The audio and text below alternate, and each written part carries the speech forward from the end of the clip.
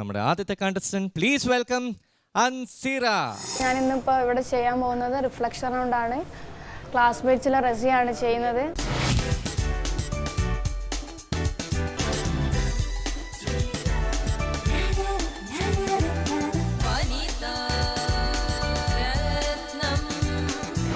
പേടിപ്പിക്കരുത്.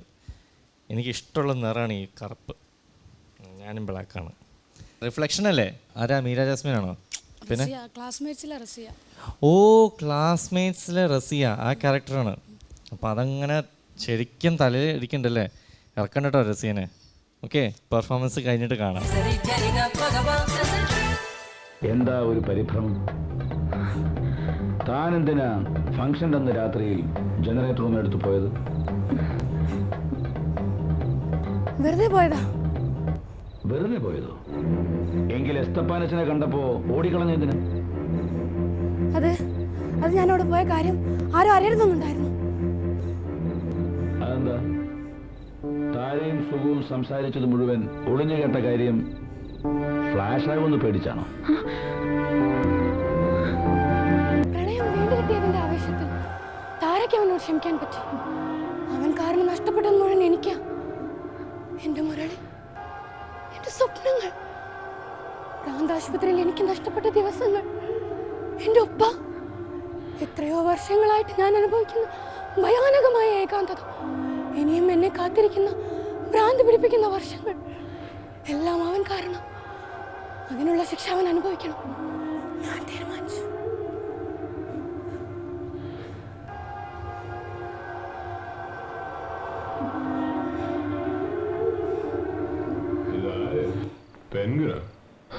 എന്താ ഏതായത്?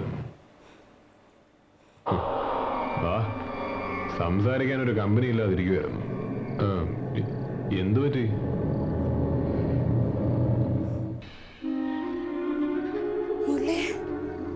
നീ കൊന്നതല്ലേ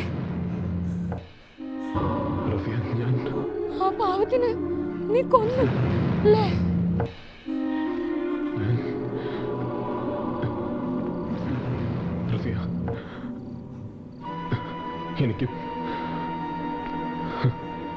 എനിക്ക് ആളറിയാതെ ഒരു കയ്യബദ്ധം പറ്റിപ്പോയി. നിനക്കറിഞ്ഞൂടെ മുരളി? അവൻ എന്റെ ബെസ്റ്റ് ഫ്രണ്ട് അല്ലേ? നിന്റെ ബെസ്റ്റ് ഫ്രണ്ട് അല്ലേ? അവൻ എന്റെ ആരായിരുന്നറിയോ? ഞാൻ അവന്റെ ആരായിരുന്നറിയോ? നീ കൊന്നത് മുരളിയല്ല, എന്നെയാ. നീ ഇല്ലാണ്ടാക്കി ഞങ്ങളെ സ്വപ്നങ്ങളാ, ഞങ്ങളെ ജീവിതം.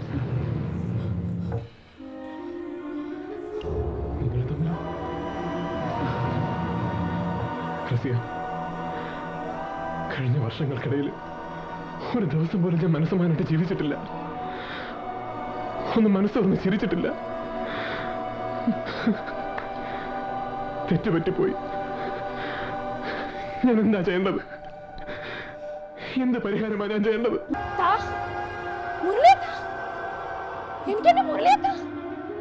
മരിച്ചുപോയ ഉപ്പായത്താ എനിക്ക് തരാൻ പറ്റില്ല.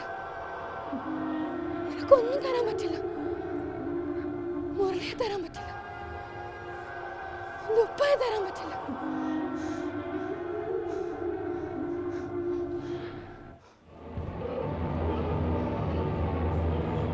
ഞാനാ ചെയ്തത്.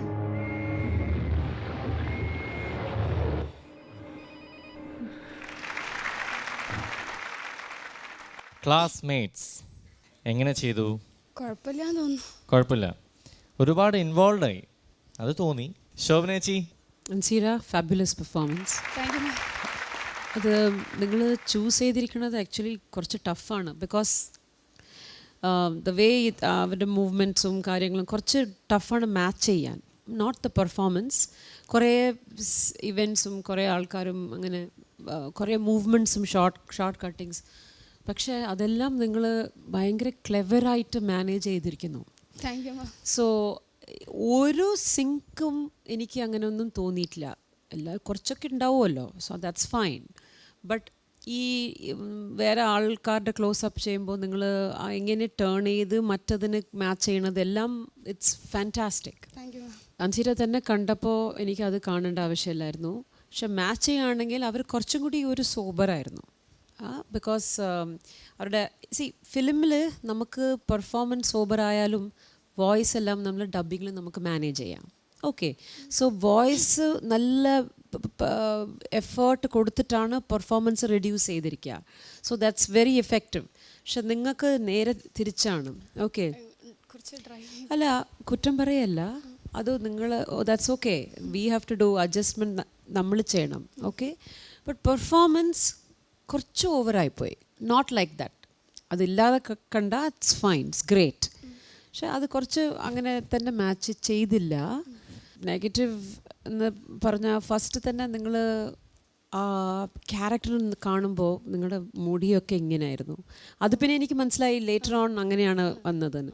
പക്ഷേ it was very easy adjustment. നിങ്ങൾ ദുപ്പട്ട തന്നെ ഇടാമായിരുന്നു അല്ല, ഈ ആദ്യം. ഫ്രണ്ടിലേക്ക് മുടി പിന്നെ അത് ചെയ്യാൻ പറ്റൂല എന്ന് അല്ല, ഈ മുടി ഇട്ടിട്ട് പിന്നെ ഫസ്റ്റ് ദുപ്പട്ട ഇട്ടിട്ട് പിന്നെ ഒരു ഷോട്ട് ഇങ്ങനെ പോകുമ്പോൾ you could have taken it out. എടുക്കാമായിരുന്നു. അതൊക്കെ 1 സെക്കൻഡ് എല്ലാവരും ചെയ്യുന്നതാണ്. സോ ഫസ്റ്റ് തന്നെ അൻസിരയുടെ മുടി ഇങ്ങനെയും ആ കുട്ടിയുടെ മുടി ഇങ്ങനെ, അത് ഒരു ചെറിയ ഒരു ജസ്റ്റ് ലിറ്റിൽ മൈന്യൂട്ട് ഡീറ്റെയിൽസ്. അതില്ലാതെ എനിക്ക് I think it's a tremendous effort, both intelligent and performance wise. Thank you. Okay, all right. Thank you. ഈ മുരളിയേട്ടൻ അൻസിറ നന്നായിരുന്നു. Thank you sir. അൻസിറയുടെ ഡ്രാമ കുറച്ച് കൂടുതലുണ്ടായിരുന്നു, മനസ്സിലല്ലേ? അത്രയും ആവശ്യമില്ല അൻസിറ. നമ്മൾ സ്റ്റേജിൽ നിൽക്കുമ്പോൾ നമുക്ക് തോന്നും നമ്മളത് അത്രയും പുഷ് ചെയ്താലേ ഇങ്ങോട്ട് കിട്ടുള്ളൂ എന്നുള്ളത്. അപ്പോൾ ഒരിക്കലും നമ്മൾ നാടകത്തിൽ സ്റ്റേജിൽ കാണുന്നത് പോലെ അനാവശ്യമായിട്ട് പുഷ് ചെയ്യേണ്ട കാര്യമില്ല, മനസ്സിലായല്ലോ? അതൊരു തെറ്റായ ധാരണയാണ്. നമുക്ക് ഈസി ആയിട്ട് അൻസിറയുടെ ടാലൻറ്റ് വെച്ചിട്ട് മാറ്റാവുന്നതേ ഉള്ളൂ. വളരെ നല്ല ഇൻവോൾവ്മെൻ്റ് ആയിരുന്നു. അതിനൊരു special thanks and congratulations both together. Thank you sir. കാരണം ആ ശ്രമം, അതായത് ഇവിടെ കയറി വന്ന് നിഖിലിൻ്റെ അടുത്തേക്ക് വരുമ്പോൾ തന്നെയുള്ള ആ ശ്രമം നമ്മൾ കാണുകയുണ്ടായി. ആ ശ്രമമാണ് ആക്ച്വലി നമ്മളെ അവിടെ കൊണ്ട് എത്തിച്ചത്, മനസ്സിലായല്ലേ? That's what you should do all the time. Anyway, please keep it up. All the best. Ansira, ഇവിടെ ഒരുപാട് പേര് പറയുന്നൊരു കാര്യമാണ്, അൻസിറ വളരെ ഫ്ലെക്സിബിളാണ്, വേഴ്സറ്റൈലാണ്. അതുകൊണ്ട് ഇത്ര ഇമോഷണൽ ആവണ്ട കേട്ടോ.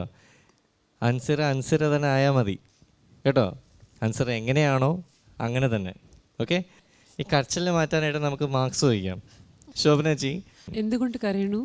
മാർക്സ് കുറയൊന്ന് പിടിച്ചിട്ടാണോ? അങ്ങനെയൊന്നുമില്ല. 7.75 കൊടുക്കാൻ പറ്റുമോ? എൻ്റെ അമ്മ, ഞാൻ കുഴയും. എന്നാൽ 8 ആവട്ടെ. 8 out of 10. വണ്ടർഫുൾ. മുരളിയേട്ടാ 8 out of 10. 8 out of 10. കഴിഞ്ഞ റൗണ്ട് എത്ര കിട്ടി? 14 out of 20. 8 16 out of 20. ഭയങ്കര കയറ്റം. അപ്പോൾ കണ്ണീര് വലിച്ചു. നന്നായിട്ട് ചെയ്തു. അതിൻ്റെ ഇപ്പോൾ കാണുന്നുണ്ട് മാർക്സ് കിട്ടി നല്ലപോലെ. 16 out of 20. Keep this work up.